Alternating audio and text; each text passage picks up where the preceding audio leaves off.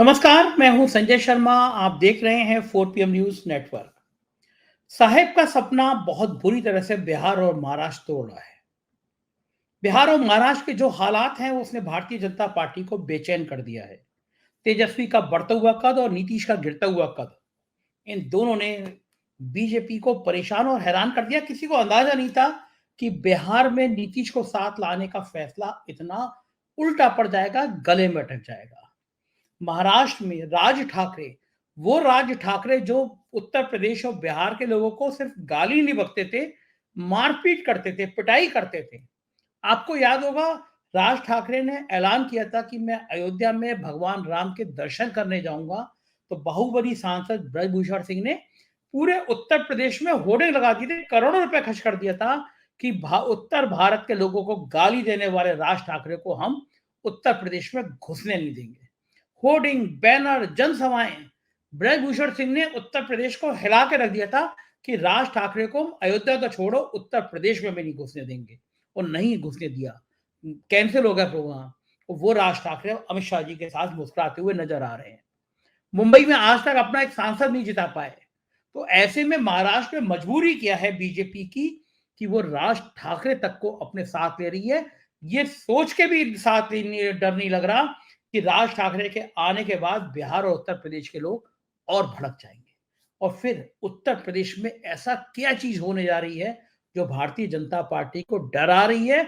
इसलिए गोदी मीडिया को कहा गया है कि हिंदू मुसलमान का एंगल चलाते रहो। बदायूं में एक घटना हुई। दो समुदाय के बीच का मामला नहीं था, एक समुदाय का व्यक्ति था, उसने दो बच्चों की बेरहमी से हत्या कर दी। इसमें समुदाय नहीं है, ये व्यक्तियों की लड़ाई है, व्यक्तियों की हिंसा की प्रवृत्ति हो सकती है, कोई विवाद हो सकता है, पुलिस का पक्ष सामने आएगा तो पता चलेगा। बहुत दुखद घटना थी, बहुत प्यारे बच्चे थे। पुलिस ने एनकाउंटर में एक युवक को तुरंत वहां पे मार गिराया। लेकिन इस घटना के बाद आगजनी हुई, 2 घंटे में मामला शांत हो गया, पुलिस ने शांत कर दिया। लेकिन चैनल नहीं चाहते कि शांत हो। मैं आज देख रहा था, आज तक देश का सबसे तेज चैनल, उसने आधे आधे घंटे के दिन में 2 प्रोग्राम किए। और वो एंगल जितनी सफाई के साथ बार बार एक समुदाय का नाम लेना, फिर दूसरे समुदाय की बात करना, उसके बाद शाम को डिबेट भी रख दी। आप सोचिए, ये चैनल इतना सेंसिटिव हो गया कि 4-4 रिपोर्टर, मैं देख रहा था कि इस घटना के बाद 4-4 रिपोर्टर बयान कर रहे थे। एक घटना हो गई, पुलिस एंगल पे जांच करती, इसमें 2 समुदाय कहां से आ गए? ना तो समुदाय की विचारधारा थी। अगर एक समुदाय का व्यक्ति अपराध करता है दूसरे समुदाय के संग, तो उसमें हिंदू बना मुसलमान का एंगल कहां से आ गया?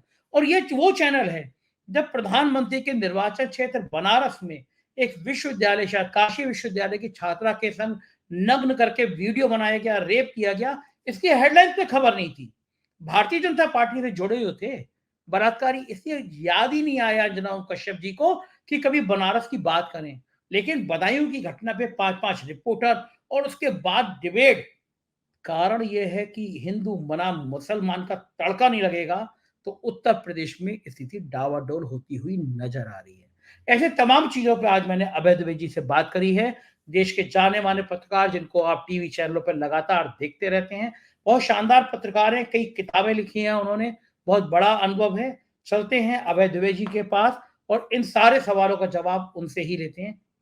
चैनल को ज्वाइन करना ना भूलें, सब्सक्राइब करें। चलते हैं अभय द्विवेदी के पास। 4 PM न्यूज नेटवर्क में स्वागत है अभय जी आपका। आज हम कुछ खास विषय पे आपसे बात करना चाहते हैं।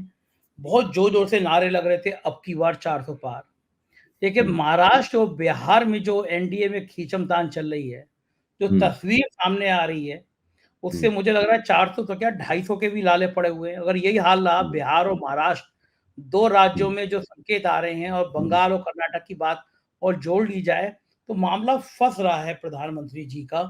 क्या लग रहा है कि एनडीए बिहार में और महाराष्ट्र में इतनी बुरी तरह फंस क्यों गया? देखिए, 400 पार तो तब होंगे जो पहले भारतीय जनता पार्टी 272 पार करे। 272 के बाद 2019 में जो 303 आया था वो पार करे। तो 2019 में जो 303 आए थे वो खास परिस्थितियों में आए थे। 303 उन परिस्थितियों को हम लोग जानते हैं, लेकिन फिर भी याद दिलाने के लिए उन पर एक नजर डालना, उनका एक सिंहावलोकन करना जरूरी है। वो परिस्थिति ये थी कि उसमें ऐसे कई राज्य थे जहां भारतीय जनता पार्टी ने लगभग 95 से लेकर 100% के बीच में स्ट्राइक रेट उनका था। उनमें जिन राज्यों की हम लोग यहाँ चर्चा कर रहे हैं, उनमें बिहार एक महत्वपूर्ण राज्य था। जिसमें 40 में से 39 सीटें भारतीय जनता पार्टी ने जीती।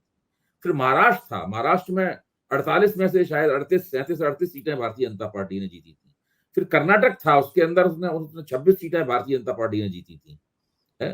तो ये 4 राज्य जो, और तमिल और वेस्ट बंगाल, जिसके अंदर 18 सीटें, 42 में से 18 सीटें भारतीय जनता पार्टी ने जीती थी।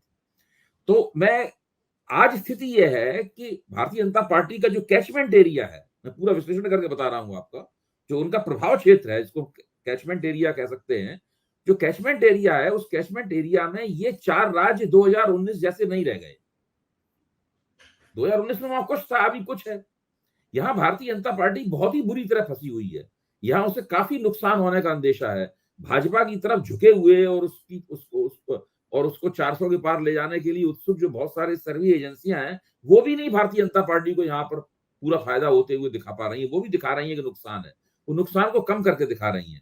और उसका भारतीय जनता पार्टी खुद भी आश्वस्त नहीं है कि भाई इन राज्यों में उसने क्या राजनीतिक शक्तियों का वो संतुलन बना लिया है जो उसको 2019 का नतीजा दोहराने में मदद करे। भाजपा को खुद भी यकीन नहीं है। अब महाराष्ट्र को देखिए, महाराष्ट्र में स्थिति क्या है कि पिछले 1.5-2 साल से भाजपा लगी हुई है कि किसी तरह तिकड़म करके, पार्टियों को तोड़कर, नेताओं को खींचकर, इधर करके उधर करके, दल बदल करवाकर, चुनाव आयोग का इस्तेमाल करके, विधानसभा अध्यक्ष का इस्तेमाल करके किसी तरीके से महाराष्ट्र में अपनी जो कमजोरी है उसको दुरुस्त किया जाए। 2 पार्टियां तोड़ दी, बड़ी बड़ी 2 बड़ी बड़ी पार्टियां महाराष्ट्र में तोड़ दी।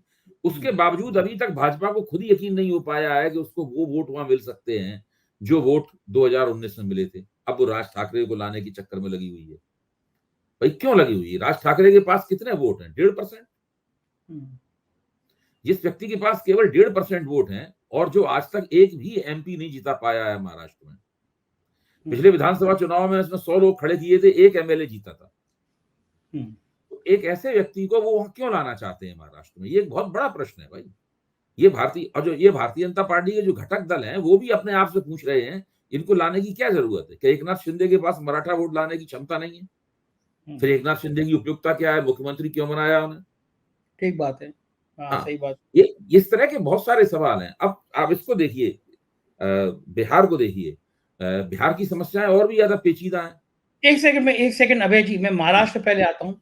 आपको याद होगा राज ठाकरे ने उत्तर भारत के लोगों को कितनी बुरी तरह से गालियां दी थी, मारने पीटने, उन्हें भगाने की बात हुई थी। यूपी बिहार को लेकर, यहाँ के निवासियों को लेकर बहुत केवल गालियां नहीं दी थी, बाकायदा मारपीट की गई थी, हिंसा की गई थी। और सबसे ताजा मामला ये था कि राज ठाकरे ने कहा था कि वो अयोध्या में भगवान राम का दर्शन करने आएंगे, तो भारतीय जनता पार्टी के सांसद ब्रजभूषण सिंह ने पूरे उत्तर प्रदेश में होर्डिंग लगवा दिए थे और कहा था कि हम राज ठाकरे को घुसने नहीं देंगे। तो ब्रजभूषण ने तो ऐलान कर दिया था और मेरे ख्याल से करोड़ों रुपए खर्च कर दिए थे अखबारों में, विज्ञापन पे, होर्डिंग पे चैलेंज कर दिया था कि राज ठाकरे ने उत्तर भारत के लोगों को गाली दी है, मारपीट की है, हम उत्तर प्रदेश में भगवान राम की नगरी में नहीं आने देंगे। और फिर राज ठाकरे नहीं आ पाए थे, हिम्मत नहीं कर पाए थे। तो जिस आदमी को उनके सांसद ने, बाहुबली सांसद ने राज ठाकरे को इतना गरियाया, अब वो राज ठाकरे अमित शाह के साथ मुस्कुराते हुए फोटो खिंचा रहे हैं। तो ये राज ठाकरे को लेकर इतनी बेचैनी क्यों थी? कारण क्या था? महाराष्ट्र में इतना परेशान क्यों थे साहेब कि राज ठाकरे? बेचैनी, ये संजय जी आपने बिल्कुल ठीक याद दिलाया, मुझे भी याद आ गया ये प्रकरण। राज ठाकरे को लेके जो बेचैनी है, जो भारतीय जनता पार्टी के रणनीतिक मानस में है, जो भारतीय जनता पार्टी को उसकी स्ट्रेटजी के लिए उस्ताद माना जाता है, वहां बड़ी बेचैनी है। जिन क्षेत्रों में उनके 100 में 100 या 100 में 95 या 100 में 90 स्ट्राइक रेट था, वहां पर उन्हें लग रहा है कि 2024 के चुनाव में उनका स्ट्राइक रेट काफी नीचे होने वाला है और उन्हें बहुत भारी नुकसान होगा। वो समझ नहीं पा रहे हैं कि उस भारी नुकसान की संभावनाओं को समाप्त कैसे किया जाए। इसके लिए सब कुछ कर रहे हैं और उसके लिए जो खुद उनका रवैया था, उस रवैये के खिलाफ जा रहे हैं। देखिए, भारतीय जनता पार्टी ये मानती है कि बंबई में जो उत्तर प्रदेश और बिहार वाले लोग हैं, उनमें उनके वोट हैं, काफी वोट हैं उनके। अच्छा, अब उन वोटों को वो दांव पे लगा रहे हैं। अगर राज ठाकरे को लेंगे तो उन वोटों को भी दांव पे लगाएंगे। तो इस प्रकार की तमाम जो अंतर्विरोध हैं, वो अंतर्विरोध सीधे सीधे उसमें से निकल कर आ रहे हैं। अब मैं आता हूं बिहार के ऊपर। अब बिहार में एक सेकंड, महाराष्ट्र में एक दो सवाल आपसे और हैं। हाँ, हाँ। महाराष्ट्र की एक लोकसभा ऐसी भी है जहाँ पे समाजवादी पार्टी के भी विधायक हैं, बड़ी संख्या में मुस्लिम हैं वहाँ पे। उस लोकसभा सीट से नाम चल रहा है बहुत तेजी से सौरभ भास्कर का। सौरभ भास्कर एक्टिविस्ट हैं, राहुल जानता गांधी हूँ। के साथ यात्रा कर चुकी हैं और बहुत तेज तर्रार हैं। तो क्या लगता है कि अगर सौरभ उस सीट से लड़ती हैं महाराष्ट्र में, तो वो जो एक्टिविज्म वाला एक्टिविस्ट होने का फ्रेम, एक बेहतर चेहरा, महाराष्ट्र में सौरभ कितना प्रभाव डाल सकती हैं? देखिए, स्वरा भास्कर अगर उस सीट से लड़ेंगी तो वो बहुत ही जबरदस्त टक्कर देंगी। स्वरा भास्कर की माँ प्रोफेसर इरा भास्कर जवाहरलाल नेहरू विश्वविद्यालय में है। जब मुझे प्रोफेसर बनाया गया था तो मेरी जो इंटरव्यू कमेटी थी उसकी सदस्य प्रोफेसर इरा भास्कर भी थी। अच्छा, अच्छा। हाँ, तो मैं ये तो केवल एक संदर्भ में मैंने आपको बात बताई। लेकिन स्वरा भास्कर वहां से लड़ेंगी, वो बहुत अच्छी वक्ता हैं और बहुत आकर्षक उनका व्यक्तित्व है। और उस इलाके में जितने भी लोग वास्तव में चाहते हैं कि लोकतंत्र की स्थापना हो इस देश में, हमारा लोकतंत्र स्वस्थ हो और परिपक्व बने, वो सब लोग स्वरा भास्कर के पक्ष में खड़े होंगे।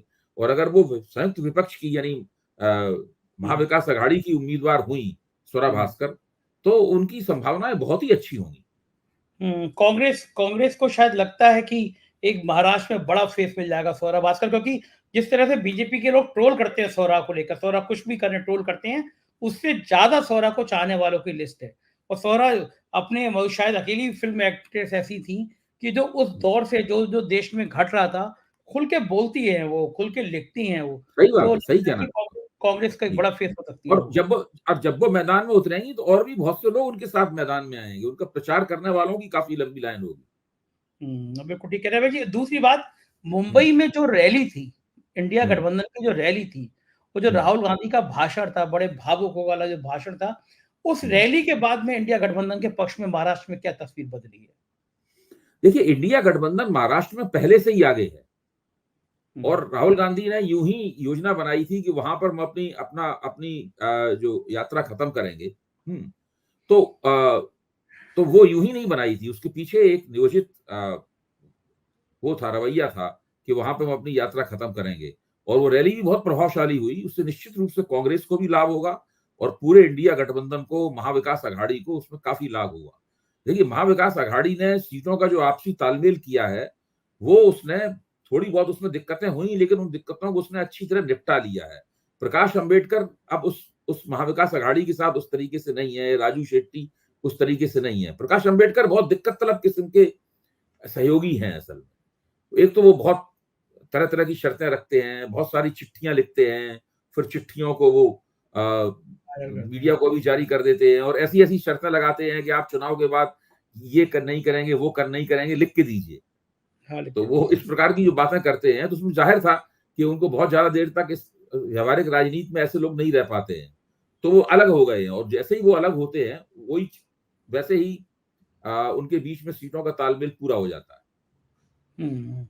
अब आते हैं बिहार पे। आज पप्पू यादव ने भी घोषणा कर दी, हम्म, अपना दल आपका विलय कर दिया कांग्रेस में।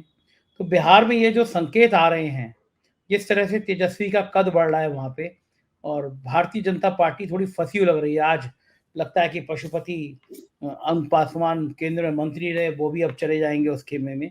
जी। भाजपा को क्या लगता है, ये नीतीश वाला दांव क्या उल्टा पड़ गया बिहार में? देखिए, पहली बात तो ये है कि पप्पू यादव अगर पूर्णिया से चुनाव लड़ते हैं, अगर पूर्णिया कांग्रेस में चले गए हैं और वो कांग्रेस में लालू यादव और तेजस्वी यादव से पूछ के गए हैं, उन दोनों के साथ बैठक की है, बैठक की तस्वीर भी आई है अखबारों में, उनसे पूछ के गए हैं, तो वो जाहिर है कि उनको पूर्णिया की सीट मिलेगी और वो पूर्णिया से कांग्रेस के उम्मीदवार होंगे। और अगर वो पूर्णिया से कांग्रेस के उम्मीदवार होते हैं तो मैं समझता हूं कि एक तरह से महागठबंधन के लिए एक सीट सुरक्षित हो जाती है, क्योंकि वो बहुत शक्तिशाली उम्मीदवार होंगे और वो उनको हराना बहुत मुश्किल होगा उनके लिए। एनडीए के लिए उनको हराना बहुत मुश्किल होगा पप्पू यादव को। जहां तक नीतीश कुमार का सवाल है, नीतीश कुमार अब एनडीए के लिए लायबिलिटी साबित हो रहे हैं, वो उसके लिए एक बोझ साबित हो रहे हैं। एक तो उन्होंने जीत की, 16 सीटों पे उन्होंने भारतीय जनता पार्टी को झुका लिया। भारतीय जनता पार्टी उन्हें झुकाना चाहती थी, लेकिन नीतीश कुमार राजनीति के पुराने खिलाड़ी हैं, वो अड़े रहे मैदान में। वो 16 सीटों पर उन्होंने झुका लिया और वो तभी मंत्रिमंडल का विस्तार करने पर राजी हुए जब भाजपा 16 सीटों पर मान गई। उनको 16 सीटें देने के कारण ही हुआ ये कि उन्हें पशुपत पारस को कोई सीट नहीं दी। उन्होंने पशुपत पारस को कोई सीट नहीं दी, पशुपत पारस अलग हो गए, उन्होंने केंद्रीय मंत्रिमंडल से इस्तीफा दे दिया। मुकेश सहनी को देने के लिए भी उनके पास कोई सीट नहीं बची। उपेंद्र कुशवाहा को देने के लिए उनके पास केवल एक सीट बची। फिर बाद में उपेंद्र कुशवाहा को मनाने के लिए केंद्रीय आला कमान को हस्तक्षेप करना पड़ा। तो इस प्रकार वो खबर आई है कि वो मान गए हैं। लेकिन जब इस तरह के गठजोड़ में इस तरह का एक तरह का मान मनोबल होता है, तब फिर समस्या क्या पैदा होती है। उस समस्या को हम लोग ये कहते हैं कि वोटों का ट्रांसफर ठीक से नहीं होता। वोटों के ट्रांसफर की समस्या महायुति में भी है महाराष्ट्र में, और एनडीए बिहार में भी वोटों के ट्रांसफर की समस्या है। देखिए, जब आपको याद होगा, जब नीतीश कुमार ने पलटी मारी थी और वो भाजपा के साथ आए थे, उस वक्त भी चिराग पासवान ने और जितेंद्र राम मांझी और उपेंद्र कुशवाहा तीनों ने ये कहा था कि वो आ जरूर गए हैं हमारे साथ में, लेकिन हमारे उनके बारे में विचार बदले नहीं है। चिराग पासवान ने तो ये बात स्पष्ट रूप से कही थी। तो नीतीश कुमार को ये तीनों घटक दल बहुत बुरी तरीके से नापसंद करते हैं। तो महादलित और अति पिछड़ों का वोट नीतीश कुमार के उम्मीदवारों को मिलने वाला नहीं है। तो एनडीए के लिए, इसको अंग्रेजी में कहते हैं ना एक्यूलीज हील, यानी कमजोर नस। कमजोर नस तो वो होगी एनडीए की जिसका नाम है जनता दल यूनाइटेड और नीतीश कुमार। सबसे ज्यादा उनके उम्मीदवारों को जीतने में दिक्कत होगी। उसके बाद में फिर उसका पूरा असर जो है वो जब चुनावी मुहिम चलेगी और जब जनता दल यूनाइटेड के उम्मीदवारों को लगेगा कि न तो भाजपा का जनाधार उन्हें ठीक से समर्थन कर रहा है, न लोक जनशक्ति पार्टी रामविलास का जनाधार उन्हें समर्थन कर रहा है, न मांझी के वोट ठीक से मिल रहे हैं, न उपेंद्र कुशवाहा के वोट ठीक से मिल रहे हैं, तब फिर उनके वोट भी इनके उम्मीदवारों को ठीक से नहीं मिलेंगे। मतलब वो एक इस तरह की चीज हो जाती है, वो एक जीरो सम गेम बन जाएगा। आपस में एक दूसरे को कैंसिल करेंगे ये लोग आपस में एक दूसरे को कैंसिल करने में लग जाएंगे। उससे बिहार में महागठबंधन की राष्ट्रीय जनतांत्रिक गठजोड़ की संभावनाओं को बहुत नुकसान होने वाला है। अच्छा भाई, ये हमारा स्थानीय संपादक है अभिषेक, नौजवान पत्रकार है, उसने सर्वे किया, लोगों के कई जिलों से सर्वे किया। वो कह रहा था कि पिछले 1.5 से 2 महीने में तेजस्वी का कद उम्मीद से कहीं ज्यादा बढ़ गया। लोग तेजस्वी के, और वो बता रहा था सबसे बड़ी बात यह है, यूथ के अंदर जो तेजस्वी ने नौकरियां देने की बात कही, वो मैसेज गया लोगों तक। वो तेजस्वी का कद उस नौकरी की वजह से जो उससे प्रैक्टिकल दे के दिखाई है, नौजवानों में बात की है, तो तेजस्वी को बहुत ज्यादा फायदा हुआ है इस गठबंधन से अलग होने को। नुकसान बहुत बड़ा नीतीश का, फायदा तेजस्वी का। तेजस्वी का ये बढ़ता हुआ कद भाजपा के लिए भविष्य में भी विधानसभा चुनाव में भी खतरे की घंटी बनेगा। देखिए, बिहार में उदीयमान नेता एक ही है, उसका नाम है तेजस्वी यादव। बाकी सब लोग नेता हैं, पहले से जमे हुए हैं, और उदीयमान नेता एक ही तेजस्वी यादव, और सबसे ज्यादा नेता का ग्राफ गिरा है, उसका नाम है नीतीश कुमार। तो अगर नीतीश कुमार महागठबंधन के साथ रहते तो मैं समझता हूं नीतीश कुमार की कुछ नैतिक पकड़ थोड़ी सी बाकी रहती और 2015 का कुछ सीन बनता। लेकिन भारतीय जनता पार्टी में आकर उन्होंने पूरी तरीके से अपना जो नैतिक बल है उसको उन्होंने खो दिया है। इधर तेजस्वी यादव ने 2020 के विधानसभा चुनाव से ही अपनी हैसियत में लगातार बढ़ोतरी की है। अब अगर उनके साथ पशुपत पारस आ जाते हैं या कुछ सीटों का तालमेल उनके साथ हो जाता है और मुकेश सहनी भी आ सकते हैं, तो मुझे लगता है कि वो जो माई के साथ बाप को जोड़ना चाहते हैं तेजस्वी यादव, उसके लिए रास्ते खुलेंगे। ये नहीं कहता हूं कि एकदम जुड़ जाएंगे और एकदम बहुत सारा वोट इधर आ जाएगा, मैं ये नहीं मानता हूं। उसके लिए रास्ते खुलेंगे और उसका पूरा प्रभाव लोकसभा से चलकर विधानसभा तक पहुंचेगा, और वो विधानसभा में और भी ज्यादा फॉर्मेडेबल नेता, और भी ज्यादा जबरदस्त नेता साबित। अच्छा भाई जी, बिल्कुल ईमानदारी से बताइए कि आज से 4 महीने पहले आपने सोचा था कि तेजस्वी का कद यहां तक बढ़ जाएगा कि वो पूरे बिहार में बीजेपी को इस हद तक चुनौती दे देंगे? देखिए, ये तो हम लोगों के रडार पे पहले से तेजस्वी का नाम है कि वो बहुत तेजी के साथ विकसित होते हुए एक पिछड़े वर्ग के नेता हैं। लेकिन पिछड़े वर्ग की सीमाओं को पार करके वो समाज के दूसरे तबकों को भी अपनी ओर आकर्षित करना शुरू करेंगे। इस चीज का पहला संकेत 2020 के चुनाव में देखा गया था सबसे बड़े दल के रूप में उभरना केवल माई यानी मुसलमान यादव वोट के जरिए संभव नहीं हो सकता। जरूर ही पिछले बार के चुनाव में उनको अन्य समाज के अन्य हिस्सों का भी वोट मिला होगा, तभी वो इस स्तर तक पहुंच पाए, और वो प्रक्रिया उन्होंने लगातार जारी रखी है। उसके लिए सबसे बड़ी बात तो ये है कि उन्होंने उनकी जो अपनी भाषा शैली है वो राजनीतिक भाषा शैली है। वो एक चौकस और जिसे कहते हैं कि सोच समझ के विकसित की हुई भाषा शैली है। अब उनके नेतृत्व में जो आरजेडी के राजनीतिक तत्व हैं और नौजवान तत्व हैं, वो ऐसी कोई कार्रवाई नहीं करते इसको उत्पात की या जंगल राज की या गुंडा राज की संज्ञा दी जा सके। कोई हंगामा वो लोग नहीं करते। अब जैसे कभी उनकी सरकार गिरी, उप मुख्यमंत्री वो नहीं रहे, तो उसमें सवाल में कोई दंगा फसाद वहां पे नहीं हुआ, कोई हंगामा नहीं हुआ। मतलब इस तरह की स्थिति है। उन्होंने अपने समर्थकों को भी संयमित रखा। जैसे ही आप ऐसा करते हैं वैसे ही आपकी समाज में छवि बदलने लगती है और लोग इस विश्वास के साथ आपको देखने लगते हैं कि भाई ये भी सत्ता का एक दावेदार है, जो कि एक बेहतरीन दावेदार है। हम वोट डालते समय इसके बारे में भी सोचेंगे। लोग अपनी मतदान प्राथमिकताओं पर पुनर्विचार करने लगते हैं। जैसे ही ये प्रक्रिया शुरू होती है, फिर एक उस नेता की दूसरी योग्यताएं जो है वो भी खुल के लोगों के सामने आने लगती हैं। यादव मुसलमान जनाधार वाली पार्टी के लिए पहला काम तो ये होता है कि वो अति पिछड़े और अति दलित महादलित समाज जो है उसको ये विश्वास दिलाएं कि जब वो सत्ता में आ जाएंगे तो वो उनके रक्षक होंगे। उनको तंग करने वाले या उनको धौंसियाने वाले, बुली करने वाले लोग नहीं होंगे। जैसे ही वो ये विश्वास दिलाते हैं वैसे ही सीन बदलना शुरू हो जाता है। तो आखिरकार पिछड़े वर्ग से वो भी हैं, पिछड़े वर्ग से वो भी हैं। एक बात बताइए कि अभय जी, चुनाव पास में आया और मीडिया जो है वो जहर बोने का काम शुरू करने लगी। बदायूं में एक दर्दनाक घटना घटी। एक नाई ने 2 बच्चों की हत्या कर दी और फिर पुलिस ने उसका तुरंत एनकाउंटर कर दिया। एक घटना थी, उसके कारण अभी सामने नहीं आए हैं, जो भी कारण हो उसके, लेकिन एक विवाद हो, उन्माद हो, एक घटना घट गई। आज मैं देख रहा था, आज तक चैनल ने आधे घंटे दिन में 2 बार दिखाई और शाम को बहस रखी। बनारस में काशी विश्वविद्यालय में प्रधानमंत्री के निर्वाचन क्षेत्र में एक लड़की को रोककर उसके साथ बलात्कार, उसका नग्न वीडियो बनाना, उस घटना पर गोदी मीडिया ने हेडलाइंस में भी खबर नहीं दिखाई।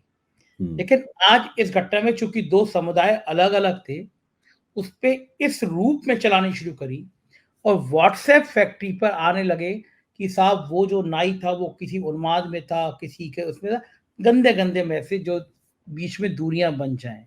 ये अभी ट्रायल शुरू हुआ है। यानी चुनाव को मीडिया पूरी तरह से, वो भी आज तक जैसा चैनल, हिंदू बनाम मुसलमान बनाने की दिशा में बढ़ रहा है।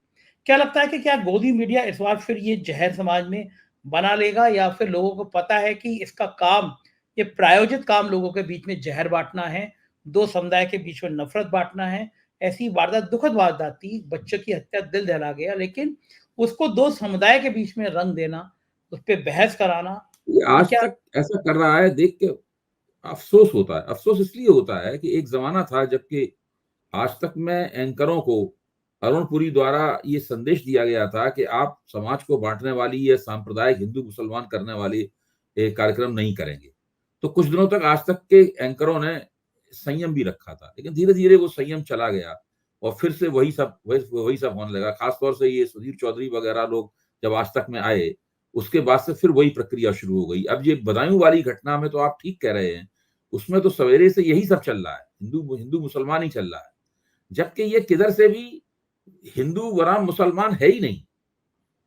ना ये संगठित अपराधों से संबंधित मसला है, ये है ही नहीं। हिंदू बनाम मुसलमान किसी भी तरीके से नहीं है। ये तो जिस वजह से है उसकी कुछ कुछ झलक हम लोगों को मिलने लगी है, लेकिन जब तक पुलिस प्रशासन उस बात को प्रमाणित रूप से ना कह दे, इसलिए हम लोगों को सार्वजनिक रूप से कहना उस बात को ठीक नहीं है। लेकिन वो तो दूसरे कारण है उसके होने के।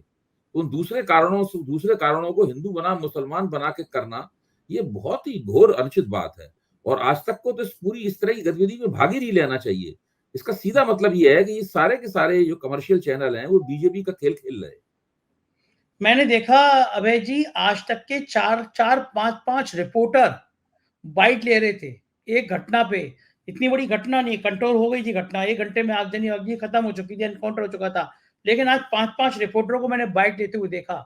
मतलब उसको धर्म के आधार पे बांट दो इतना, लोगों के जहन में भर दो कि एक समुदाय का व्यक्ति था, दूसरे समुदाय के 2 बच्चे मार दिए। ये समाज को कहाँ ले जाना चाहते हैं ये मीडिया के लोग? भाई सीधी बात यह है, ये इनका काम है हिंदुओं की प्रतिक्रिया मूलक राजनीतिक गोलबंदी, कि मुस्लिम हिंदू के बीच में दरार पैदा करो, मुसलमानों को एक अत्याचारी, लंपट, चरित्रहीन समुदाय के रूप में चित्रित करो और हिंदुओं में उनके प्रति गुस्सा भड़काओ, ताकि वो और ज्यादा गोलबंदी करके वो भारतीय जनता पार्टी की तरफ झुक जाए। देखिए उत्तर प्रदेश में भारतीय जनता पार्टी आज जिस स्थिति में है, उसको ये तो नहीं कहेगा कोई कि भारतीय जनता पार्टी उत्तर प्रदेश में कमजोर स्थिति में है। तो आखिरकार वो बेचैनी क्या है? मैं बार बार हमेशा इस बात को उठा रहा हूं आजकल कि आखिरकार वो क्या बेचैनी है जिसकी वजह से भाजपा को लगता है कि 2019 वाला नतीजा उसका होने नहीं जा रहा है।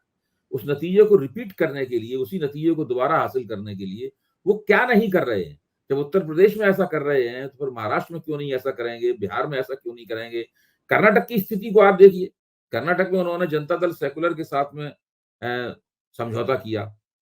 अभी तक उन दोनों के बीच में कोई सीटों का तालमेल ने अंतिम रूप। अब कुमारस्वामी जो बयान दे रहे हैं उन बयानों को देखिए।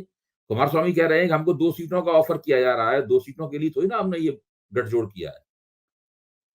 तो भारतीय जनता पार्टी इन राज्यों में काफी पेचीदगियों में फंसी हुई है और बहुत सारी पेचीदगियां उसकी अपनी खुद की बनाई हुई है। ठीक बात है, और तभी वो शायद इस तरह का माहौल खराब करने वालों को बढ़ावा भी दे रही है। बहुत बहुत शुक्रिया अभय जी, आपने अपना कीमती समय दिया, हमसे बातचीत की, आभार। तो ये थे अभय द्विवेदी जी, और आप सुन रहे थे कि आखिर देश में भारतीय जनता पार्टी की ऐसी हालत क्यों है कि साहेब परेशान है। मुझको यकीन है ये चर्चा आपको पसंद आई होगी। अपनी राय से अवगत कराइएगा, चैनल को ज्वाइन कीजिएगा, सब्सक्राइब करिएगा। शुक्रिया, थैंक यू।